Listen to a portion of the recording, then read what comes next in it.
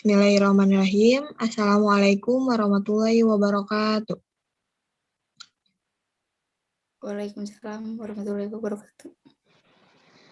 Kami dari kelompok 3 mata kuliah bimbingan konseling dengan tema jenis-jenis masalah yang dilayani bimbingan konseling dan fungsi bimbingan konseling yang terdiri dari Muhammad Fauji, Korina Bilah, Yuli Seliana, Yuniriani Nurfadilah, Atiyah Triwulandari, Afrona Nurlaili, dan yang terakhir Septi Aji Prayogo. Baik, langsung saja ke materi selanjutnya, yaitu jenis-jenis masalah yang dilayani bimbingan konseling. Next.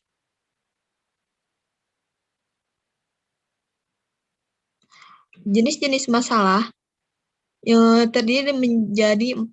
Yang pertama, masalah pribadi. Kedua, masalah belajar. 3, masalah sosial. Dan keempat, masalah karir. Next. Langsung ke masalah yang pertama yang akan disampaikan oleh Saudara Fauji. Persilahkan.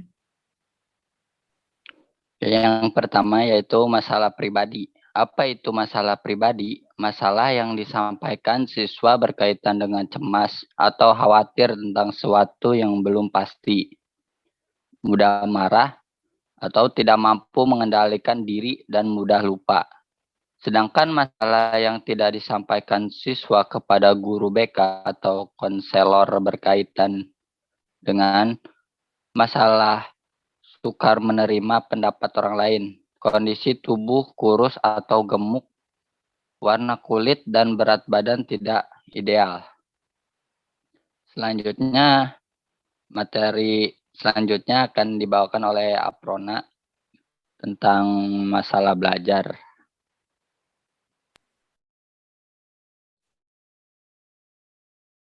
Bismillahirrahmanirrahim. Terima kasih. Untuk yang masalah belajar yang disampaikan siswa kepada guru yang dominan diceritakan kepada siswa, yaitu sulit untuk belajar teratur, sulit untuk memusatkan perhatian, dan kurang teliti dalam mengerjakan ulangan. Sedangkan masalah belajar yang tidak disampaikan, yaitu masalah kedapatan menyalin pekerjaan rumah atau PR teman, malas mempelajari buku pelajaran, dan terpaksa mengikuti mata pelajaran yang tidak disukai. Padahal, proses belajar merupakan aktivitas psikis sesuai dengan permasalahan di atas, menyatakan bahwa belajar merupakan suatu aktivitas atau mental yang berlangsung dalam interaksi aktivitas dengan lingkungan yang menghasilkan perubahan-perubahan dalam pengetahuan, pemahaman, keterampilan, nilai, dan sikap. Next.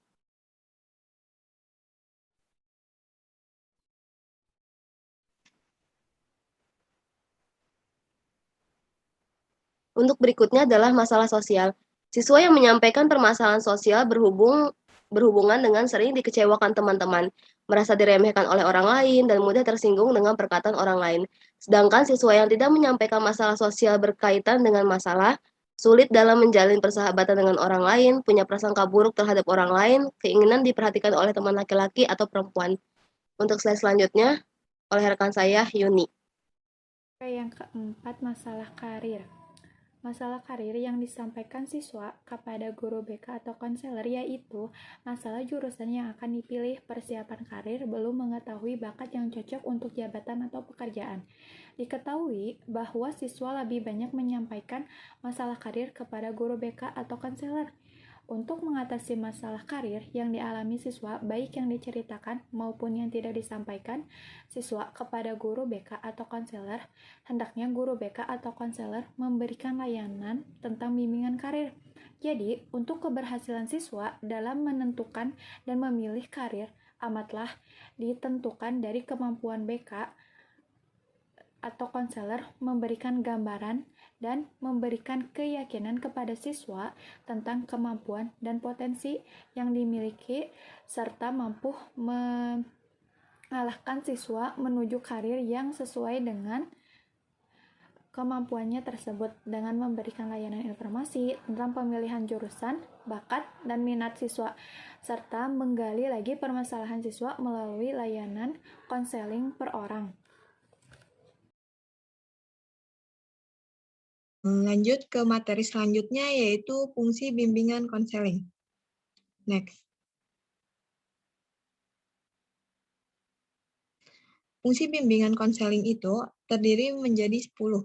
Yang pertama, pemahaman, preventif, pengembangan, penyembuhan, penyaluran, adaptasi, penyesuaian, perbaikan, fasilitas, dan juga pemeliharaan. Lanjut ke fungsi yang pertama, yang akan disampaikan oleh Saudara Yuni. Yang pertama, fungsi pemahaman. Apa sih fungsi pemahaman itu? Yaitu fungsi bimbingan yang membantu peserta didik atau siswa agar memiliki pemahaman terhadap dirinya atau potensinya dan lingkungannya atau pendidikan, pekerjaan, dan norma agama. Berdasarkan pemahaman ini, siswa diharapkan mampu mengembangkan potensi dirinya secara optimal dan menyesuaikan dirinya dengan lingkungan secara dinamis dan konstruktif. Fungsi pemahaman yang dimaksud yaitu bimbingan dan konseling yang akan menghasilkan pemahaman tentang sesuatu oleh pihak-pihak tertentu sesuai dengan keperluan pengembangan siswa. Pemahaman ini mencakup 3 hal. Yang pertama, pemahaman tentang diri siswa, terutama oleh siswa sendiri, orang tua, guru, dan guru pembimbing. Yang kedua, pemahaman tentang lingkungan siswa, termasuk di dalamnya lingkungan keluarga dan sekolah, terutama oleh siswa sendiri, orang tua, guru, atau guru pembimbing.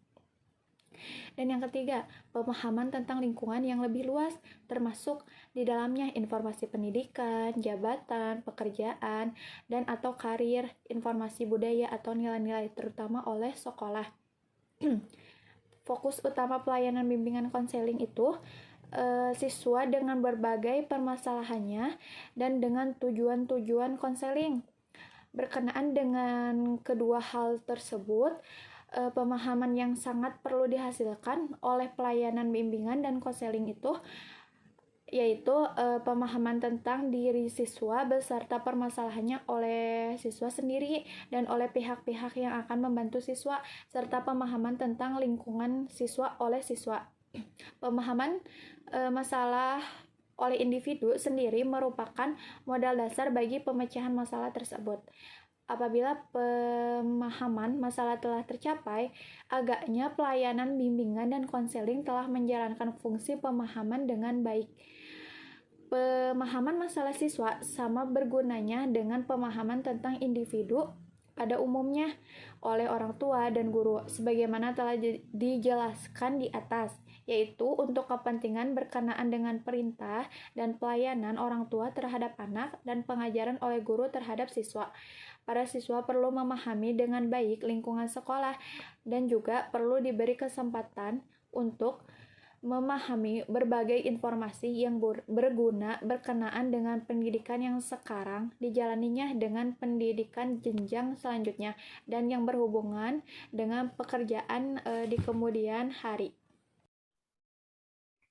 Untuk fungsi bimbingan konseling yang kedua yaitu ada fungsi preventif.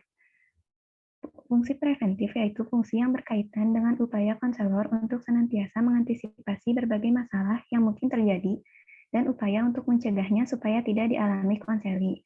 Melalui fungsi ini, konselor memberikan bimbingan kepada konseli bagaimana cara menghindari diri dari perbuatan yang membahayakan dirinya. Yang selanjutnya, yang ketiga ada fungsi pengembangan. Fungsi pengembangan yaitu fungsi bimbingan dan konseling yang bersifat lebih proaktif daripada fungsi lainnya, di mana konselor senantiasa berupaya untuk menciptakan lingkungan belajar yang kondusif, yang memfasilitasi perkembangan peserta didik. Melalui fungsi ini akan menghasilkan terkembangnya potensi dan kondisi positif konseli dalam rangka perkembangan dirinya secara terarah. Teknik bimbingan yang dapat digunakan di sini adalah pelayanan informasi, tutorial, diskusi kelompok, atau mencurahkan pendapat. Fungsi bimbingan konseling yang selanjutnya akan disampaikan oleh Yuli Seliana.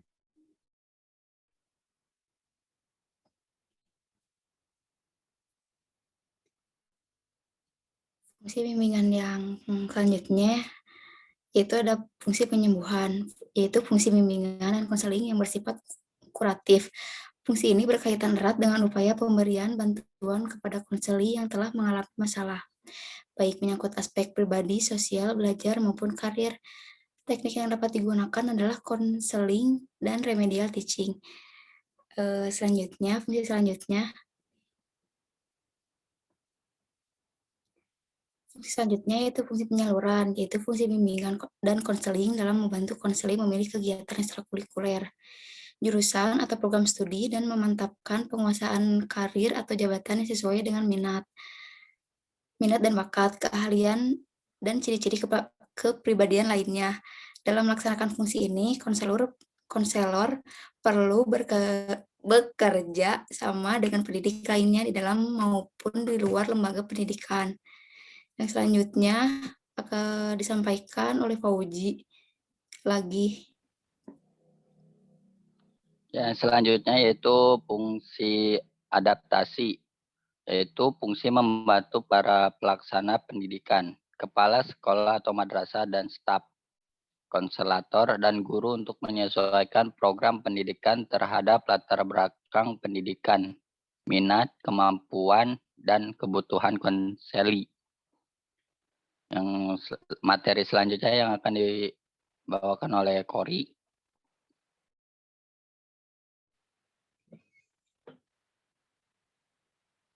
Untuk yang selanjutnya yaitu fungsi penyesuaian, yaitu fungsi bimbingan dan konseling dalam membantu konseli agar dapat menyesuaikan diri dengan diri dan lingkungannya secara dinamis dan konstruktif.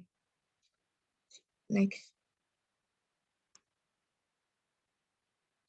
Yang selanjutnya yaitu fungsi perbaikan, yaitu fungsi bimbingan dan konseling untuk membantu konseli sehingga dapat memperbaiki kekeliruan dalam berpikir, berperasaan, dan bertindak atau berkehendak. Konselor melakukan intervensi, memberikan perlakuan terhadap konseli supaya memiliki pola berpikir yang sehat, rasional, dan memiliki perasaan yang tepat, sehingga dapat mengantarkan mereka kepada tindakan atau kehendak yang produktif dan normatif. Untuk fungsi selanjutnya akan disampaikan oleh Septi Aji.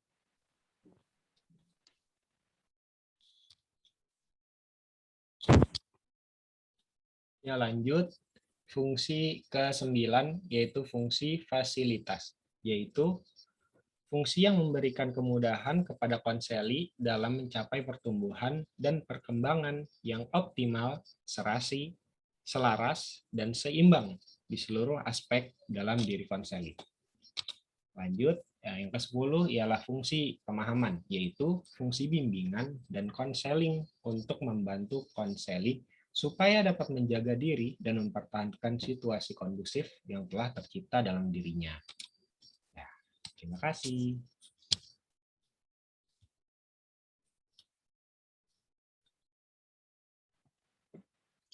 Mungkin cukup sekian dari kelompok 3, kurang lebihnya mohon maaf. Wassalamualaikum warahmatullahi wabarakatuh. Waalaikumsalam warahmatullahi wabarakatuh.